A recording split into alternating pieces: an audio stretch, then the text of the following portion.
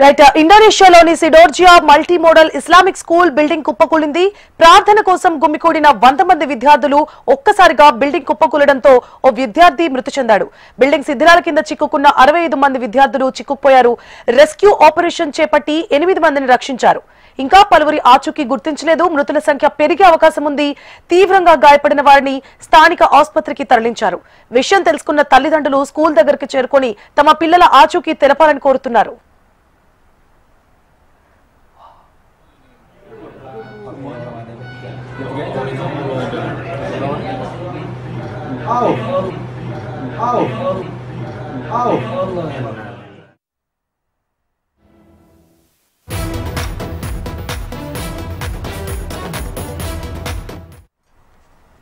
ఇండోనేషియాలోని Sidoarjo multi modal Islamic school building కుప్పకూలింది.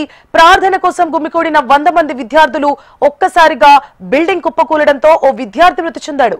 Building శిథిలాల కింద చిక్కుకున్న 65 మంది విద్యార్థులు చిక్కుకుపోయారు. రెస్క్యూ ఆపరేషన్ చేపట్టి 8 మందిని రక్షించారు. ఇంకా పలువురి ఆచూకీ గుర్తించలేదు. మృతుల సంఖ్య పెరిగే అవకాశం ఉంది. తీవ్రంగా గాయపడిన వారిని స్థానిక ఆసుపత్రికి తరలించారు.